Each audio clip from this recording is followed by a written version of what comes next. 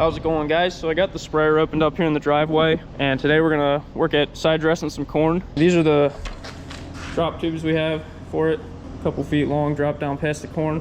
Our sprayer has a 60-foot boom, and there's 15-inch spacing for the nozzles.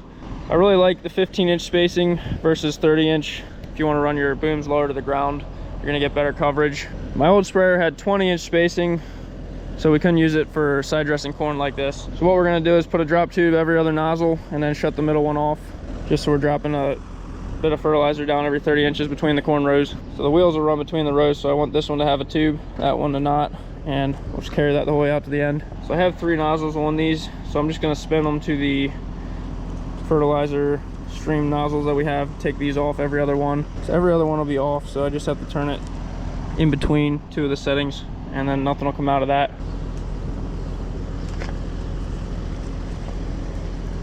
So I'm going to put these drop tubes on. So I have a little gasket, and there's a metal piece in there that you can get different sizes depending on what rate you want to spray and the pressure and the speed you want to drive.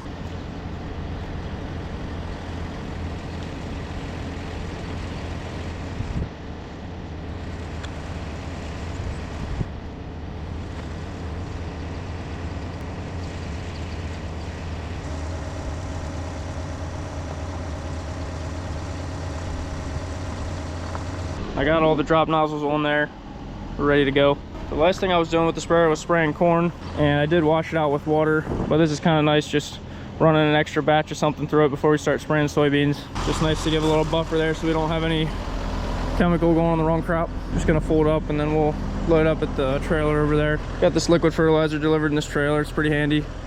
So it's a 27004, so it's mostly nitrogen and there's some sulfur in there. They also have a stabilizer in it, so don't evaporate or leach away. Just load up the sprayer. This is the only thing we're putting in.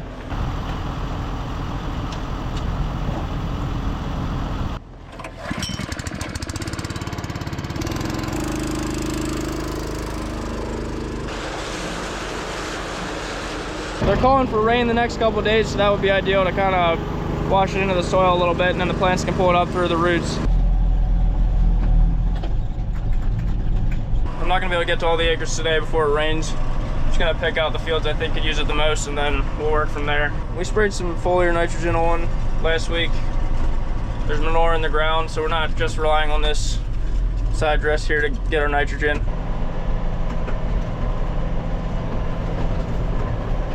I'm gonna start in this field. This is one that was a little patchier. A little disappointed with how it emerged this year. Dry weather didn't help it.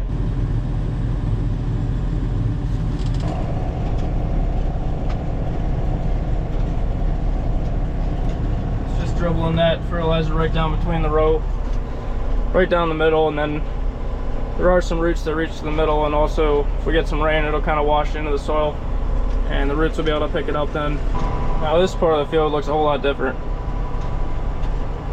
This is the ideal height for side dressing, right before I can't drive through it.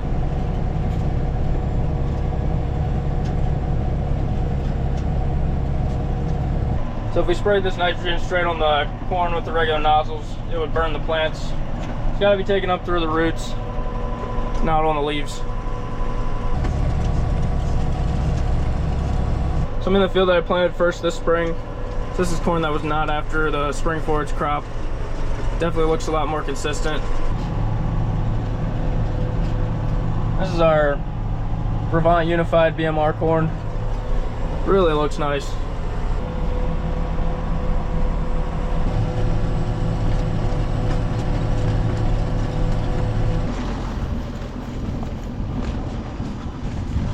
So here's an example. There was a little sinkhole right here. My dad brought some topsoil out to fill it up, just a bucket or 2. And look at that corn right there. Look at these stalks compared to these. That was nice tilled up, loose soil versus the no-till in the spring forage root mass. So we take that triticale off, and then you got all these roots, and it's just tough to get it to be fit to plant right after.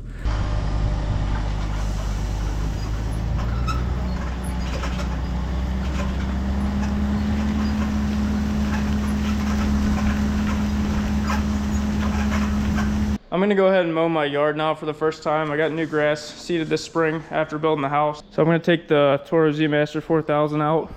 I've only spent a little bit of time on this thing. My dad mowed a little bit more with it, but I'm interested to get some more hours on it. We have the Toro Titan Max we've had for a couple years. Get an opportunity to try this one out. Already got it a little bit dirty.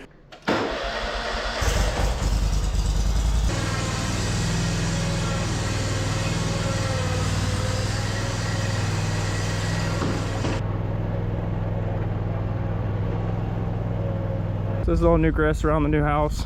Kind of got it off to a slow start because of the dry weather we were having, but now it took off and I'm actually getting a little bit behind. Some of this stuff's pretty tall. Got an electric lift on the deck. So just lift it up and you can adjust the setting. Keep it kind of high this first time. Just drop it down.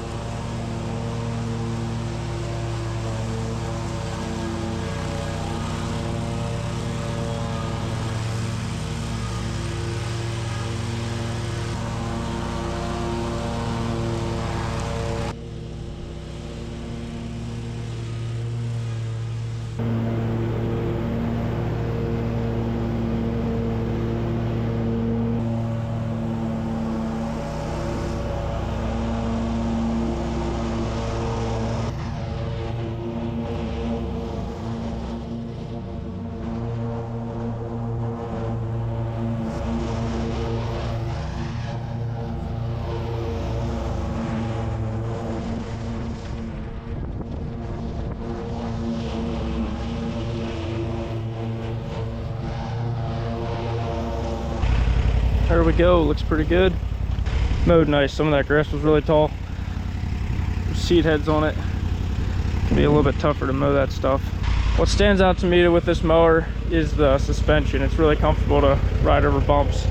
The whole seat and where your feet are and everything is all suspended. See, it's got some cushion to it. That's nice. So that's the next day here. Hay chopper just showed up, so I'm gonna be loading bales in here for a while.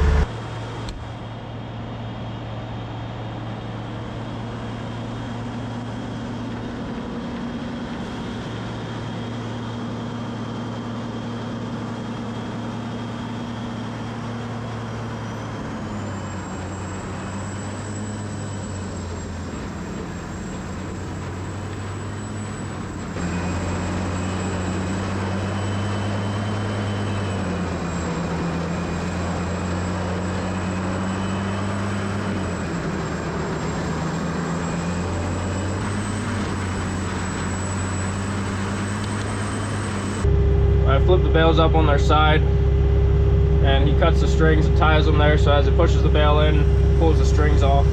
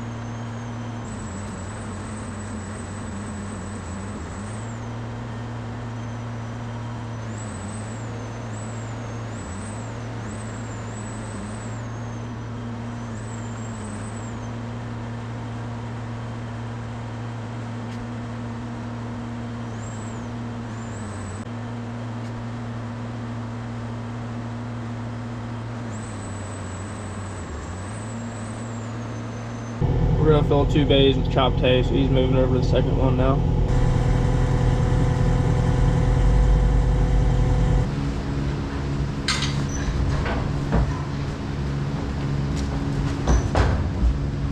Hey guys, we just got a bunch of calves loaded up here. We got 5 Holsteins in the back of the trailer. 6 nice Angus steers we raised for the neighbor.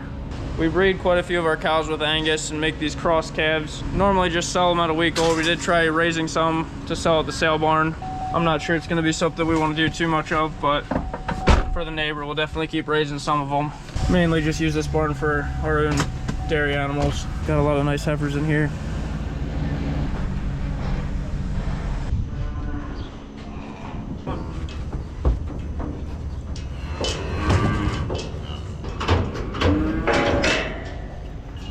We got 12,760. We'll let the weigh empty then.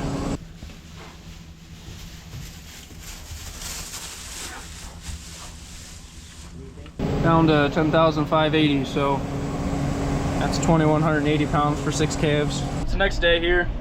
I'm in the sprayer again today. We got 1 herbicide and a fertilizer we run together, and that'll wrap up the soybean spraying then.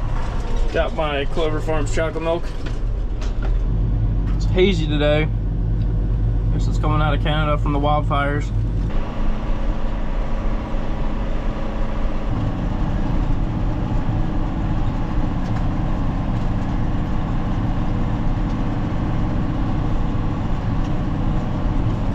Right there we got a groundhog hole. Big bare spot. Some of these groundhogs I tried to take out this year didn't disappear. Right there, look at that groundhog hole. Kill this whole area off. So I got that all sprayed out. Got to mix up 1 partial batch to finish up. I think we're gonna move some cows though right now. See what my dad's up to. I just talked to my dad. We're not gonna chase cows right now. I just need to finish this spraying up for today. Now I'm working in a field that we had replanted some soybeans. We had planted at 30 inches and then went through again. Tried to go in between the rows. Working on the last field here. This is our biggest field. I'm actually really happy with how this field's looking. Beans are really taking off, not a lot of weeds.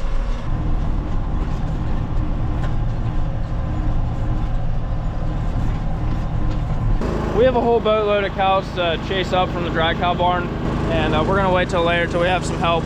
I got another bunch of fertilizer for corn. We got some more rain coming this weekend, so I figure I'll dribble some more on. There's some more acres that I didn't hit. Get that done here today. I'm done dribbling out fertilizer.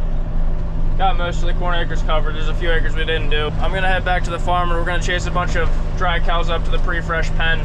So our pre-fresh cows are the ones that are about to have calves, and we've always given them a special diet. It's called a DCAD diet, specific mineral strategy to help them transition into milking after they calve. We're changing over to this product called Excellent.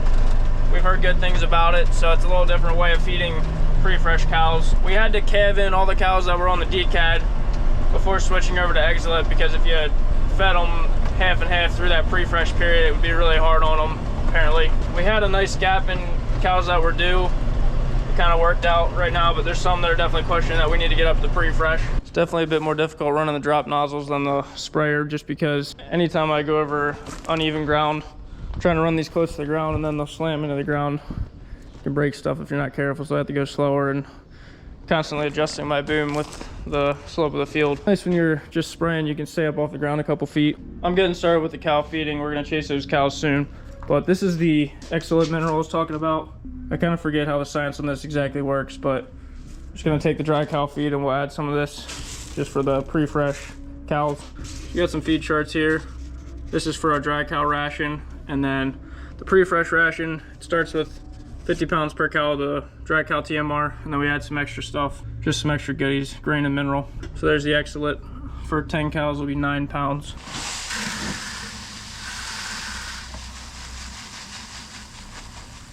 There's a couple nice differences with this diet. With the DCAD diet, we had to make sure we had low potassium forages because it kind of messed with its ability to work right. With the Excellent, we can feed whatever forage we want. The other nice thing about the Excellent is it tastes better than the antibiotic salts did. we should have better feed intake. It'll hopefully help that transition go better. I like those things, but we'll see if it actually pans out the way that they're saying. We've always had pretty good success with fresh cows. It's not like we were having massive issues, but there's some room for improvement, I think. I got the dry cow batch made there, ready to run out. And I'm putting the additives in the bucket for the pre-fresh. We got some soybeans here and flaked corn as well. Put the mineral on top of that then.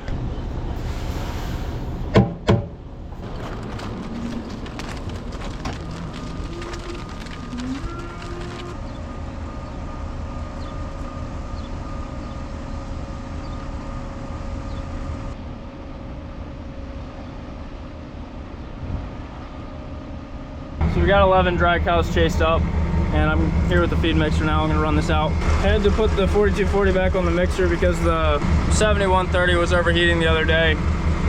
So we gotta get that checked out.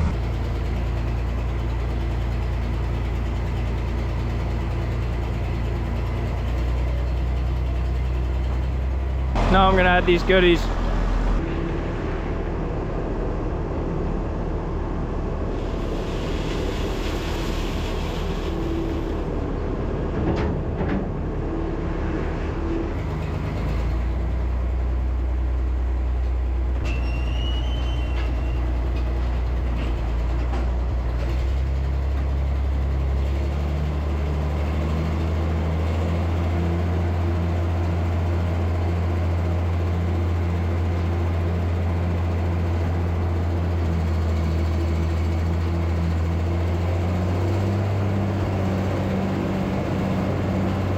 So there it is. Doesn't look a whole lot different, but it should taste a little bit different, and we'll watch how the cows are calving in the next little while here and see if we see any difference. It's just a lot of stress having their calf and starting to milk. It's a big change. We got to make sure their diet is just right to help them keep eating and make that adjustment. I'm gonna wrap the video up here. Just got to finish the feeding. It's Friday afternoon. Thanks a lot for coming along with me this week. See you in the next one.